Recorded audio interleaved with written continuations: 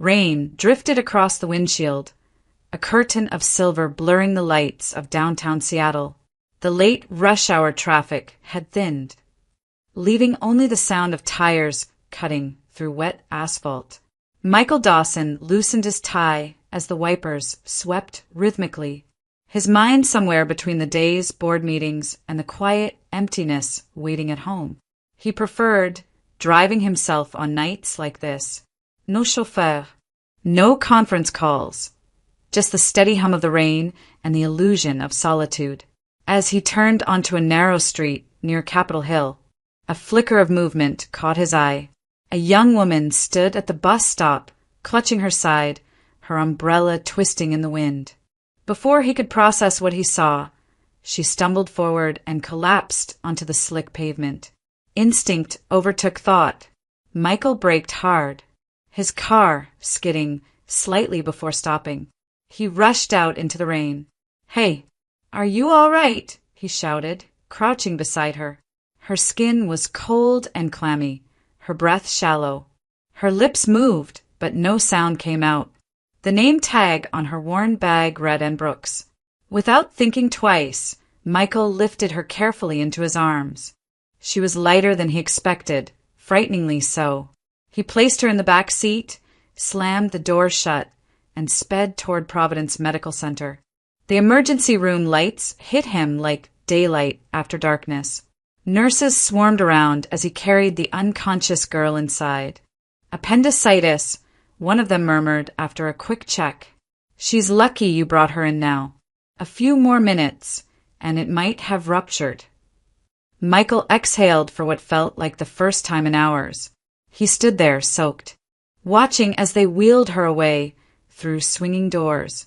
The sterile smell of disinfectant brought back memories he'd buried for 2 decades, memories that never truly stayed buried. He found himself in the waiting room, sitting beneath the dull hum of fluorescent lights. The girl's backpack lay beside him. Through the thin fabric, he could see the outline of a few papers, a worn photo frame, and a law textbook with sticky notes along the edges. Something about her stirred a strange ache in his chest. The auburn strands of her hair, the curve of her cheekbone, the delicate line of her jaw, he had seen them before. Isabel. The name slipped into his mind like a whisper from the past. Isabel Dawson. His wife. Gone 20 years, but never gone from him. He had loved her with a kind of devotion that didn't fade. It only changed shape, hardening into silence. He closed his eyes and was back there, the hospital room, the smell of antiseptic, the tremor in his hands as he held hers. Isabel's voice had been faint but calm. "Promise me, Michael, if she's alive, find her."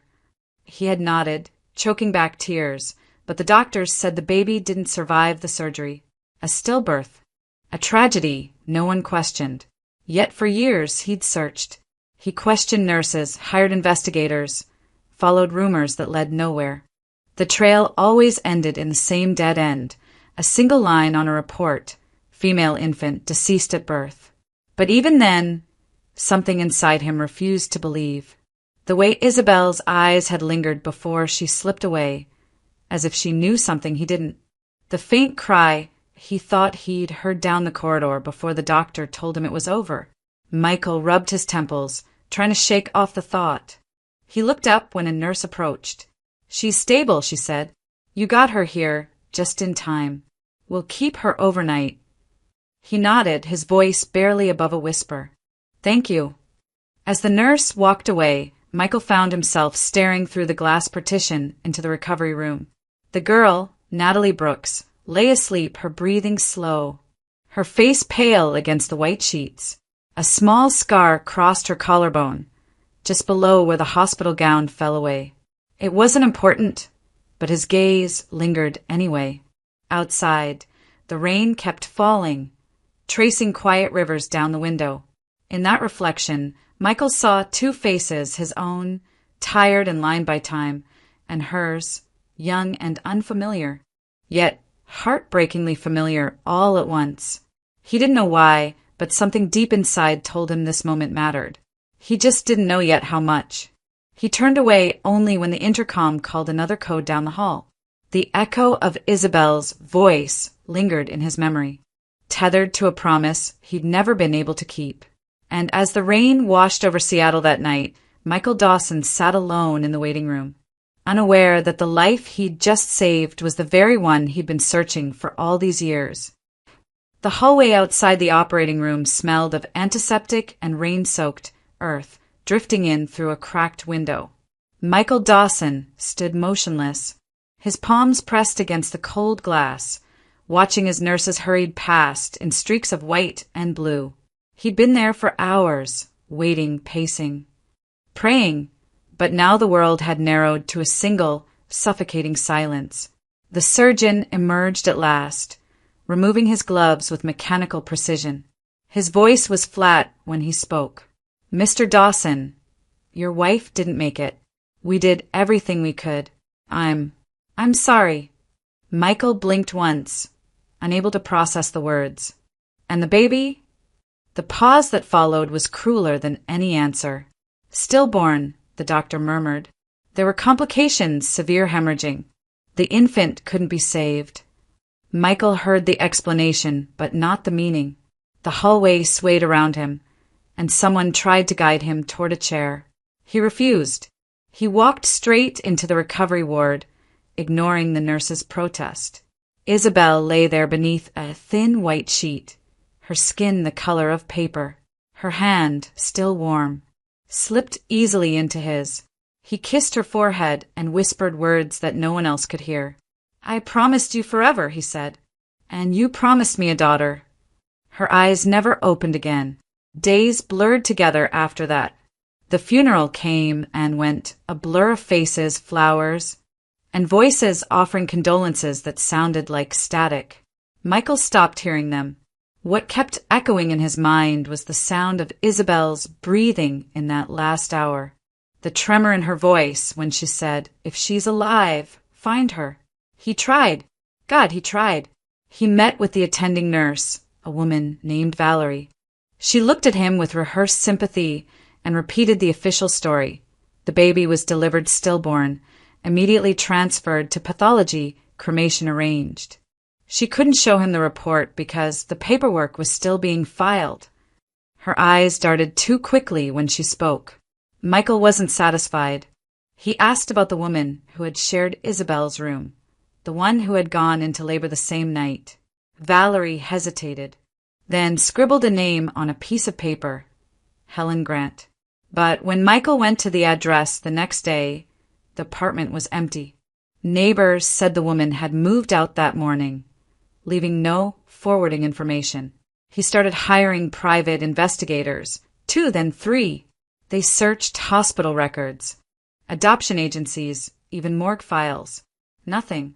Each lead ended with the same verdict. No surviving infant registered under that name. The phrase repeated like a curse. Weeks turned into months, his house filled with unopened mail, and the whiskey bottles lined up like silent sentinels across his kitchen counter. His son, Ryan, only 5 at the time, began staying with Michael's parents because his father was too broken to care for him. Eric Holden, Michael's oldest friend and business partner, came by almost daily. He forced Michael to eat, to shower, to show up at work if only for an hour. "You still have Ryan," Eric reminded him. "He needs you." But Michael's mind lived elsewhere, in the echo of a heartbeat that might never have existed, in the memory of Isabel's hand going still in his. At night, when the city outside his window blurred into streaks of light, he would whisper the same promise he'd made at her bedside. "If she's alive, I'll find her." Years passed, but the words didn't fade. They became a refrain, a pulse beneath every deal he signed, every meeting he attended, every birthday Ryan celebrated. His success grew, but so did the emptiness. No matter how many zeros appeared in his bank account, he still saw that hospital hallway every time it rained. And somewhere, deep down, beneath logic and loss, Michael Dawson never stopped believing that the child they said had died was still out there, waiting to be found. Natalie Brooks had learned early that life rarely gave second chances. The sound of sirens from that winter night still haunted her, the one when headlights blurred across an icy road and her parents' car never made it home. She was 16, sitting in the back seat of a friend's car when the call came from the hospital. By the time she arrived, the hallway lights had already dimmed, and 2 covered bodies lay side by side under white sheets. In one night, her world dissolved into paperwork and condolences. The state appointed a guardian, Philip Crane, her father's former financial advisor. At first, he seemed kind, efficient, comforting in the way adults could be when they wanted your trust. He managed the estate, signed the forms, promised to take care of her college fund. For a while, she believed him. But by the time she turned 18, the trust was empty. The accounts reallocated, and every lawyer she called said the same thing. Without proof of misconduct, there's nothing we can do. Philip always smiled when he saw her struggle. Life's expensive, Natalie, he'd say. You'll understand when you're older.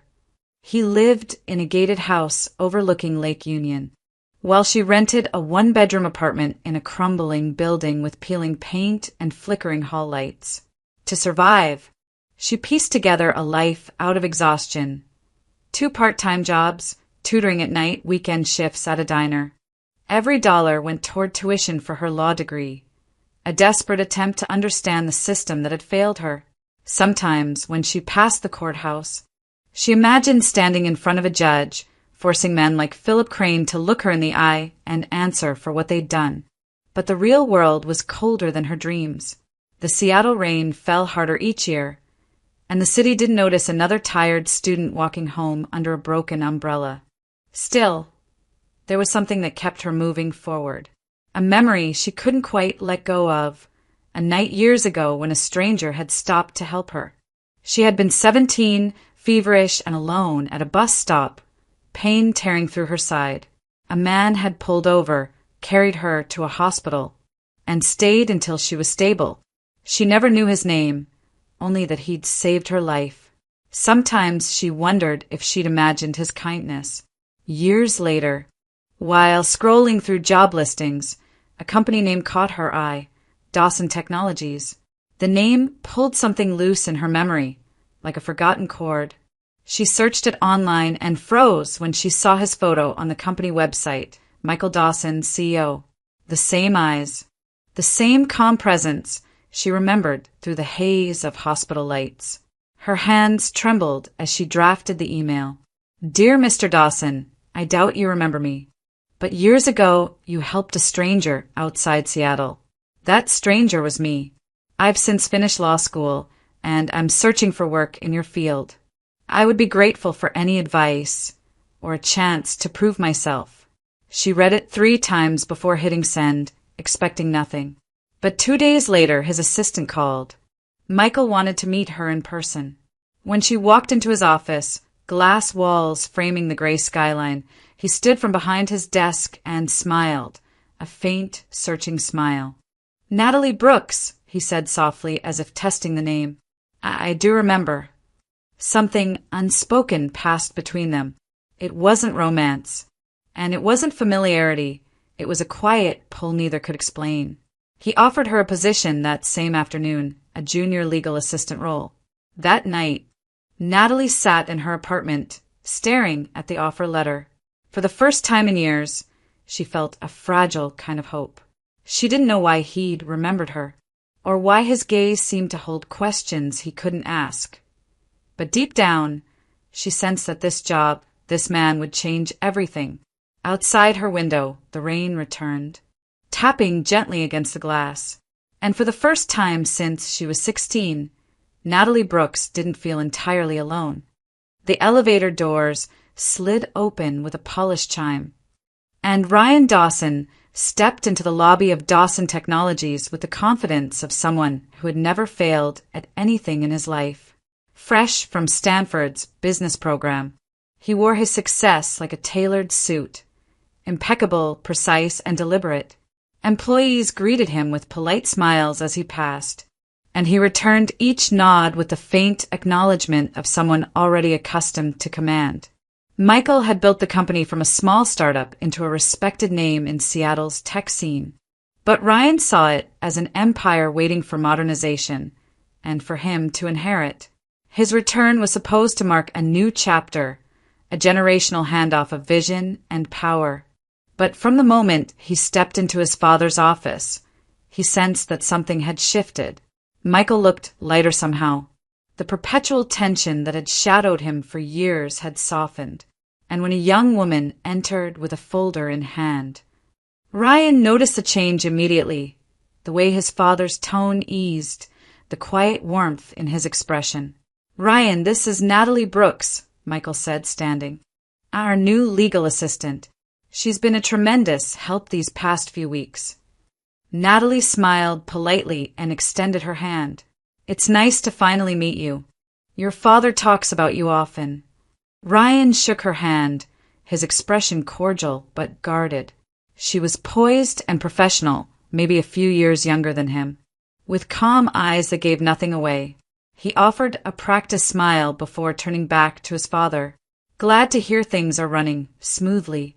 But that evening, as he reviewed company files in the executive lounge, Ryan couldn't ignore what he'd seen.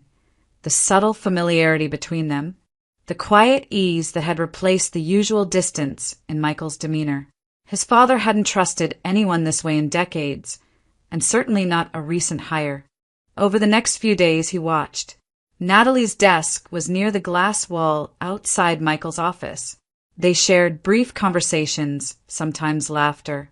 Michael invited her to strategy meetings, usually reserved for senior staff. To anyone else, it might have looked harmless, mentorship, perhaps gratitude. But Ryan saw manipulation. He confronted Eric Holden one afternoon after a board session. "You've noticed it too, haven't you?" Eric looked up from his notes. "Noticed what?" "Natalie," Ryan said. "She's too close.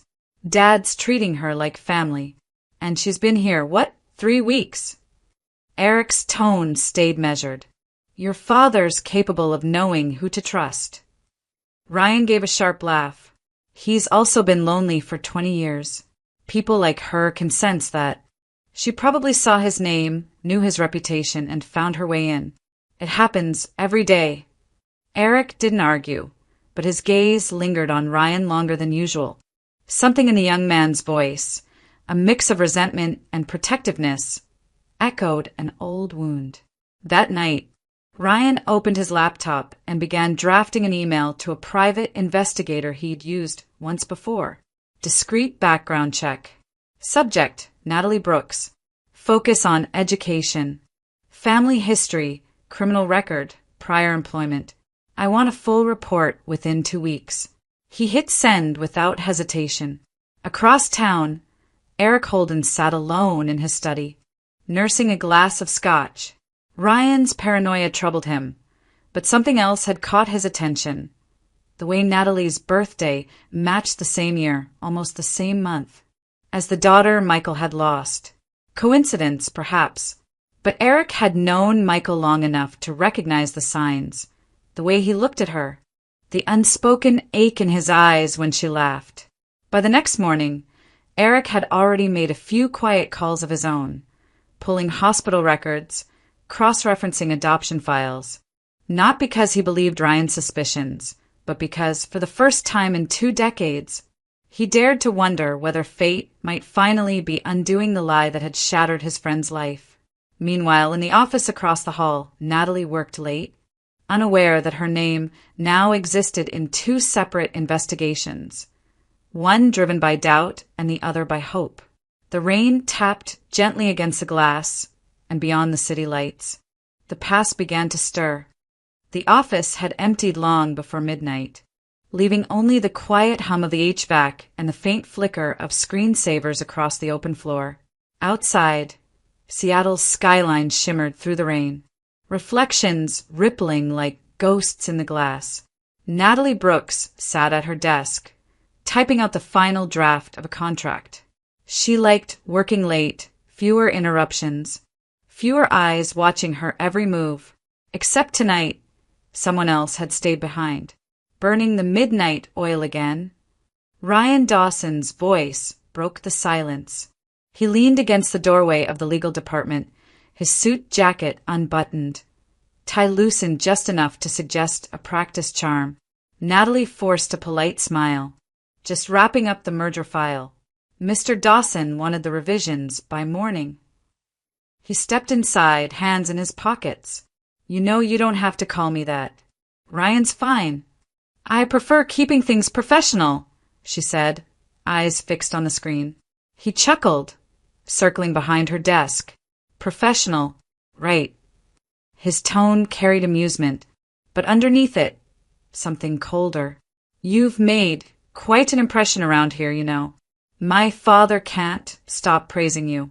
That doesn't happen often. Natalie kept typing. He's been kind. I just try to do my job. Ryan leaned closer, his reflection hovering over hers in the monitor. He's more than kind. You should be careful with that. When men like him take an interest in someone, people start talking. Her fingers stilled. Excuse me. He smiled, lowering his voice. I'm just saying, you're ambitious and that's fine. But be smart about whose attention you're using. The words hit her like a slap. She turned, eyes sharp. I don't know what you think you're implying, but you're out of line. Ryan shrugged, feigning innocence. Relax. I'm just looking out for you. She stood, gathering her files. I don't need your advice, Mr. Dawson. He watched her leave, a faint smirk tugging at his lips. Over the next week, the tension grew. Ryan's comments became subtler but more invasive. Compliments that weren't quite compliments. Questions that probed too deeply. He began stopping by her desk under the guise of mentorship, lingering just a moment too long. Natalie did everything she could to avoid him. Lunches at her desk. Taking the stairs instead of the elevator, leaving right after Michael. But late nights were part of the job, and sometimes there was no escaping him. One Friday evening, the office lights dimmed to half power as the janitor made his rounds. Natalie stayed late to prepare documents for Monday's board meeting. She was focused, lost in the rhythm of typing, when she heard the click of polished shoes behind her. Working late again. Ryan's voice was softer this time, almost teasing. She didn't turn. You shouldn't be here. I could say the same, he murmured, stepping closer. You know, you don't have to keep proving yourself. You're already impressive. Ryan, please. He reached out, brushing a stray lock of hair from her shoulder. Relax, Natalie. She flinched away. Don't. The smile dropped from his face. In one sudden motion, he caught her wrist, his voice low and urgent. You think you're better than everyone? My father, the staff me? You play the perfect little victim while you make him fall for you. Let go, she said, struggling against his grip. Instead, he leaned in and tried to kiss her. Natalie shoved him with all her strength. His back hit the edge of the desk, knocking over a glass of water. She stepped back, her chest heaving. If you ever touch me again, she whispered, I'll make sure everyone knows what you are. Then she turned and ran, past the elevator, down the stairwell, into the cold rain outside. She didn't stop until she reached her apartment, her breath ragged, hand shaking as she locked the door behind her. The tears came only then, silent and relentless. The next morning, she arrived at the office early. A single envelope waited on Michael Dawson's desk. Inside, her resignation letter. When Michael found it, his chest tightened. He called her immediately, but the line went to voicemail. Then he called Ryan. His son entered the office a few minutes later, shoulders squared, eyes avoiding his father's. Michael didn't speak at first. He simply stood, his expression unreadable. Did you do something to her? Ryan hesitated. It's not what you think. The sound of the slap was sharp, echoing through the glass-walled office. For a long moment, neither of them moved. Ryan's cheek burned red. Michael's hand trembled. You've shamed this family, Michael said, voice shaking. You've shamed me. Years of unspoken resentment boiled to the surface. Grief, guilt, disappointment. "You've never trusted me," Ryan spat. "You always looked at me like I wasn't enough. And now, because of her, you finally find a reason to care." Michael's voice broke. She was the first person in years who reminded me of what decency looks like. Ryan turned away, but his face was pale, his eyes hollow. For the first time, he realized his father's anger came not from pride, but from heartbreak. The silence between them was heavier than words. It was the sound of something cracking, not just a relationship, but the illusion that either of them truly understood the other. And as Michael stood alone in his office after Ryan left, the echo of that single slap lingered like thunder long after the storm had passed. Natalie sat cross-legged on the floor of her apartment, surrounded by the quiet disarray of open boxes and the faint scent of dust and lavender. It had been 3 days since she'd left Dawson Technologies, 3 days of restless pacing, unanswered calls, and the echo of Ryan's voice replaying in her head. Tonight, she decided to face the one thing she had avoided since her mother's death, the boxes she had never opened. They had come from the storage unit in Tacoma. Marked personal effects, Marjorie Brooks. Her mother's handwriting was still elegant even on the masking tape. Natalie slid it open carefully, half afraid of what she might find. Inside were small, ordinary things. A photo album, folded scarves, the faint scent of perfume still clinging to the fabric.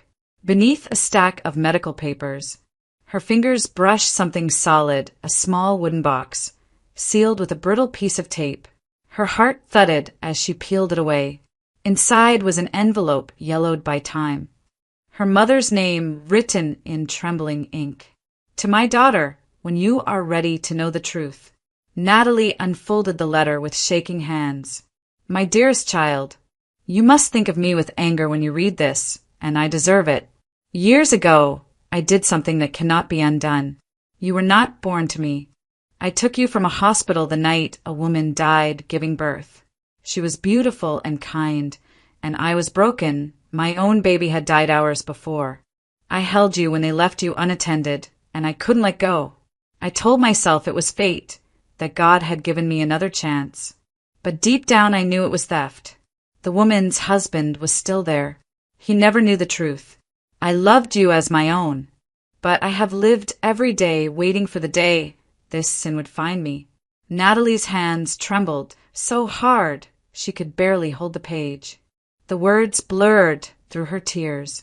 She reread the lines again and again, trying to understand how her entire life could be built on someone else's grief. Her mind raced back to the hospital records she'd once seen among her mother's files, documents with dates that never quite matched her birth certificate. The timing, the city, the hospital name, it all aligned too perfectly. She pressed a hand to her mouth. Could I be that stolen child? The thought made her stomach turn. She wanted to dismiss it, but a strange intuition told her the letter wasn't a lie. The kindness in Michael Dawson's eyes, the familiarity she couldn't explain, it all came flooding back. Her rational mind kicked in. She needed proof. The letter wasn't enough. She dug through her drawer for an old home DNA test kit she'd once ordered as a curiosity, never used. Now it felt like destiny. She filled out the form, swabbed her cheek, sealed the envelope, and scheduled express shipping. The results would take a week to learn whether her entire identity was a lie. Outside, the rain started again, tapping faintly on the windows. Natalie sat in silence, clutching the letter to her chest, the words "I took you" echoing louder than the thunder. Across the city, in his penthouse overlooking the Sound, Ryan Dawson poured himself a drink. His jaw still carried the faint bruise from his father's slap.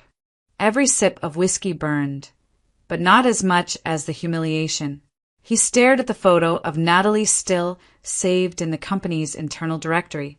The woman who had come from nowhere, who had stolen his father's attention, his trust. "Let's see how perfect you really are," he muttered. He opened his laptop and copied a folder marked Confidential Meridian Merger. He attached it to an anonymous email, addressed to Dawson Technologies' chief competitor. A few keystrokes later, the message was gone, sent from an untraceable account. "Let's see how Dad feels when his little protege destroys his company," he whispered to himself. The city lights flickered across his glass, and for a moment his reflection looked unfamiliar, tired, bitter, and small. Somewhere across town, Natalie sealed the DNA envelope and placed it by the door for pickup, unaware that by morning, her name would be at the center of a scandal that would undo everything she'd fought to rebuild. The boardroom felt colder than usual, as though the walls themselves had absorbed the tension. A week had passed since Natalie mailed her DNA sample, and her nerves had been raw ever since. Each morning, she opened her inbox with trembling fingers, waiting for results that could either rewrite her life or destroy the little piece she had left. But tonight, the message she received wasn't from the lab. It was a company-wide memo, confidential information leaked to Meridian Systems. Internal investigation underway. By the time she arrived at Dawson Technologies, whispers were already circulating. The new merger proposal, something she had spent weeks drafting, had appeared in the hands of a rival firm. There was no proof, just rumors, and every look that followed her down the hall carried quiet suspicion. When Michael summoned her to his office, she could feel the judgment waiting. He stood by the window, his posture rigid, hands clasped behind his back. "Close the door," he said quietly. She did. "Mr. Dawson, I heard about the leak." "I swear I had nothing to," he turned sharply. "Then how do you explain this?" He held up a printed email chain from the IT department. Attached was a file sent from her company account to an external address, an address tied to Meridian Systems. Her breath caught. "That's not possible." "I didn't. Someone must have, Natalie." His tone softened for a fleeting moment before turning hard again. "I trusted you. I defended you when others doubted your place here. And now this." Her throat tightened. "Please, just let me prove it wasn't me." He shook his head, weary rather than angry. "The board is furious. I have no choice." Those 4 words landed heavier than any accusation. "I have no choice. I'll clear my name," she said, voice trembling. "But I won't beg you to believe me." She left the room, quietly, her footsteps muffled against the carpet. Her resignation letter, already drafted days earlier, waited in her bag. She placed it on his desk along with a smaller envelope unmarked. Inside were the DNA test results she'd received that morning, but hadn't yet had the courage to open. She didn't need to read them. She already knew what they would say. As she walked out of the building, Eric Holden caught sight of her in the hallway. "Natalie." "Wait, what happened?" She managed a broken smile. "It's over, Mr. Holden." Tell him thank you," he called after her. But the elevator doors closed before he could reach her. Moments later, Ryan entered Michael's office, hiding a smirk behind forced concern. "She's gone." Michael didn't answer. He sat at his desk, staring at the unopened envelope Natalie had left behind. Ryan crossed his arms. "I warned you she was trouble." The older man's gaze snapped up, sharp and cold. "Enough." But as Ryan turned to leave, something shifted in his expression. The satisfaction drained away, replaced by guilt that had been festering since the night of the leak.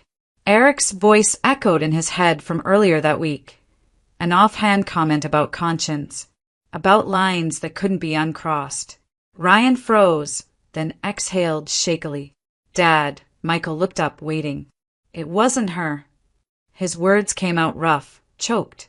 "The files, I sent them. I just wanted you to see who she really was. I never thought it would go that far."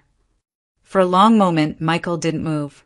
Then Eric, who had entered quietly behind them, spoke in a low, measured voice.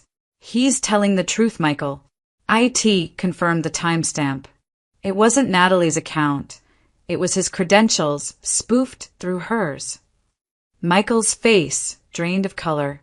He reached for the envelope on his desk, the one Natalie had left behind. When he unfolded the paper inside, the words blurred through his tears. DNA test result. 99.9% probability of biological relation, Michael Dawson, father. The letter slipped from his hands. The office, the company, the past 20 years. All of it tilted in one dizzying rush. Ryan stared at the paper, then at his father, horror spreading across his face. "She's your daughter?" Michael didn't answer. His silence said enough. Eric placed a steadying hand on his shoulder. "You have to find her, Michael, before she disappears for good." Outside, rain streaked the glass, washing the city in blurred reflections. Inside, the truth finally shattered the illusion holding them all together, and for the first time in 2 decades, Michael Dawson realized that the promise he'd made in a hospital room long ago had come back to demand fulfillment. Michael sat alone in his office, the city stretching before him in streaks of rain and fading light. The envelope Natalie had left still lay unopened on his desk, its edges slightly damp from where his hands had rested too long. Eric's words echoed in his mind, blurring with Ryan's broken confession. The walls felt smaller, the air heavier. For 20 years he had dreamed of this moment, proof that the baby he'd lost might still exist. But never like this, never wrapped in shame and guilt. His fingers trembled as he tore the envelope open. Inside, the paper was plain, clinical, numbers, names, and one undeniable line. 99.9% probability of biological relationship. Michael Dawson, father. He sank back into his chair, the world falling silent. The hum of the city disappeared, replaced by a low ringing in his ears. Memories crashed through him. Isabel's final breath, her hand clutching his. The promise he'd whispered beside her hospital bed. "If she's alive, I'll find her." He had found her, and he had destroyed her. Across the room, Ryan stood frozen near the doorway, his face pale, eyes fixed on the paper in his father's hand. "She's your daughter?" His voice cracked on the word. Michael looked up, his eyes hollow. "Yes." Ryan staggered back, as if struck. "Oh my God!" His mind reeled. Images of the office that night, her terrified face, his hands on her wrists. "I didn't know. Dad, I didn't know." Michael's voice was low, but sharp enough to cut the air. "You nearly ruined her life, Ryan." And he broke off, unable to finish. "I let her walk out thinking she was nothing to me." He pushed back from his chair, moving toward the door. "We have to find her." Eric, who had been standing quietly near the hall, nodded. "I already checked her apartment. She's gone. The landlord said she left this morning with 2 suitcases. No forwarding address." Michael ran a hand through his hair. "She has to be somewhere. Friends, relatives, anyone."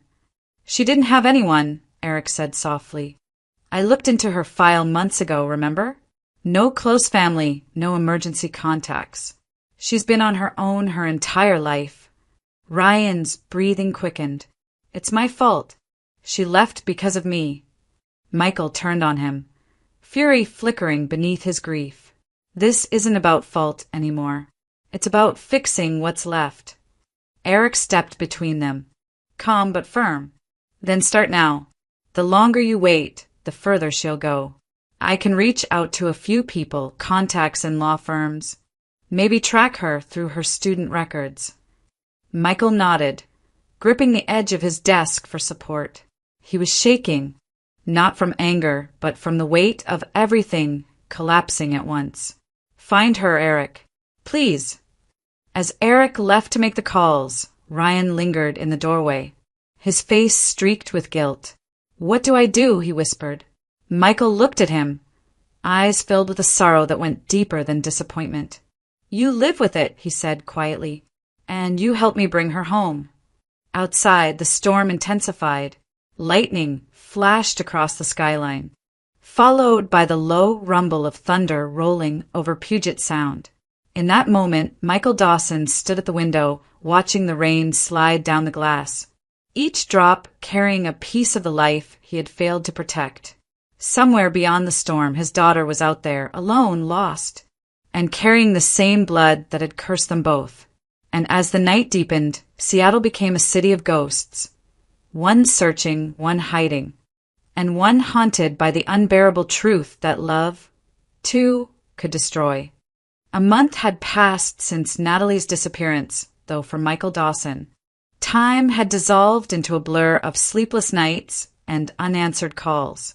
The private investigators found nothing. No credit card activity, no forwarding address. No trace of her in Seattle or anywhere nearby. He began to wonder if fate was punishing him twice for the same sin. First for losing her, and now for driving her away. It was Ryan who stumbled upon the lead. He was in Portland for a conference, half trying to escape his father's silence, half drowning his guilt in routine. At a cafe near the waterfront, he ran into an old college friend, Dylan Carter, who greeted him with the ease of someone who hadn't heard the gossip swirling around Seattle. They talked over coffee, small talk, sports, work. Then Dylan mentioned something that made Ryan's chest seize. "I've been seeing this girl lately.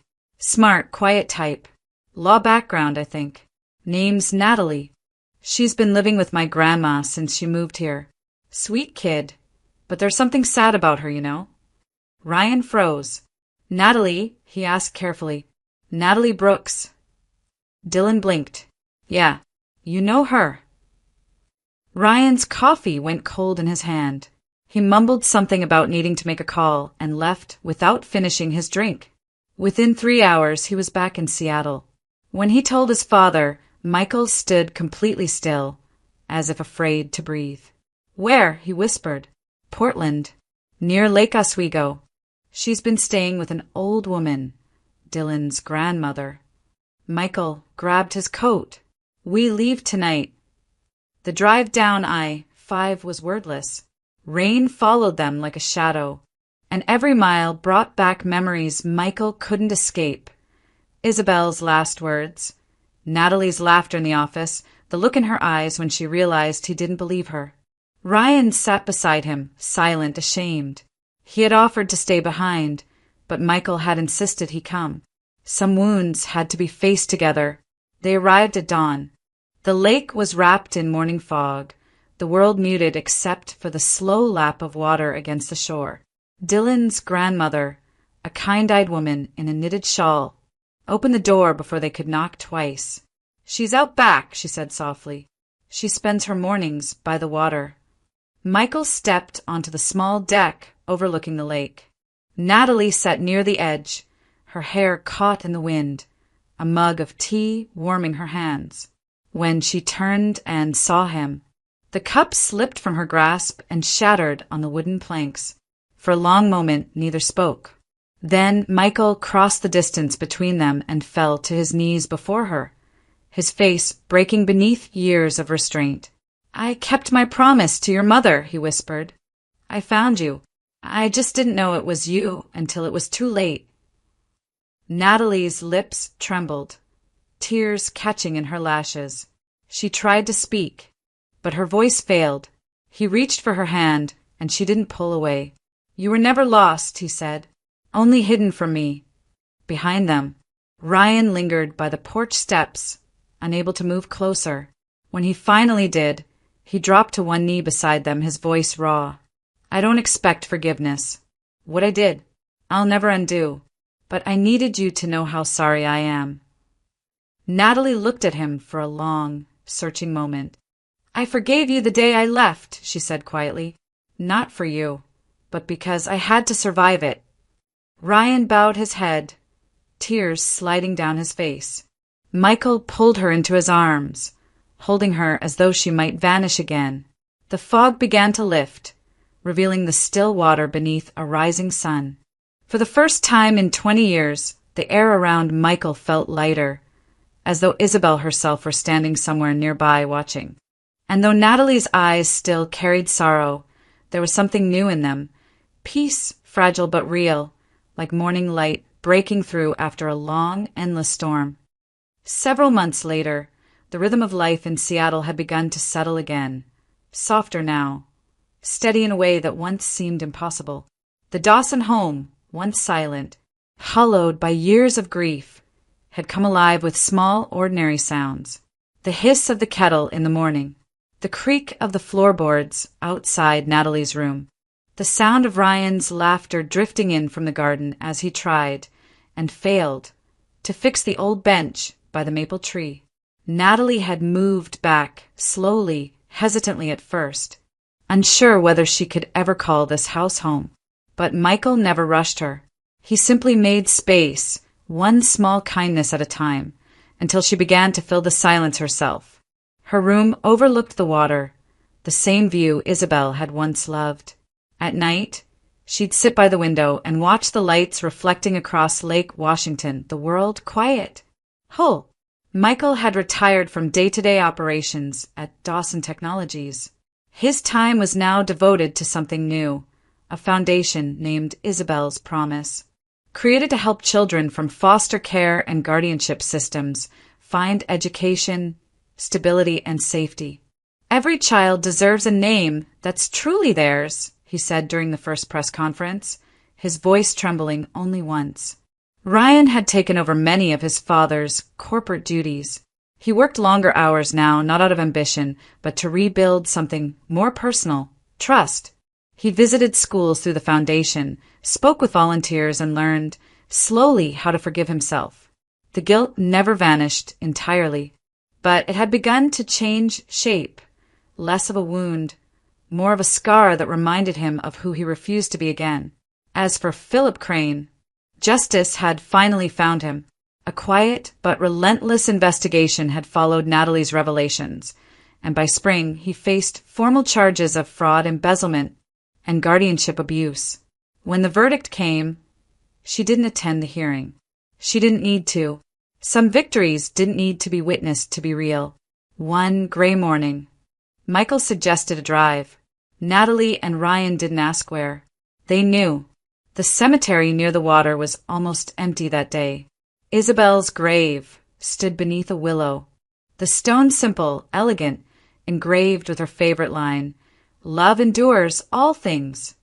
Michael knelt, brushing the fallen leaves from the base of the stone.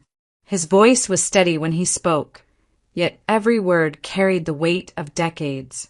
"She's home now," he said softly. Natalie stood behind him, the wind catching her hair. Ryan beside her, hands buried in his coat pockets. No one spoke for a long while. They didn't need to. The air was filled with the quiet peace that comes after years of waiting, when pain no longer shouts.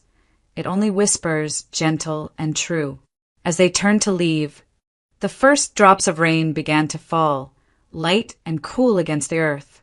But by the time they reached the car, the clouds had already begun to break. Sunlight spilled through, glinting off the wet stone and the surface of the lake beyond. The rain faded into gold, the city shimmering beneath it, a reflection of all they had lost and all they had finally found. And for the first time in 20 years, Michael Dawson allowed himself to believe that redemption wasn't something you chased. It was something that one day simply arrived and stayed.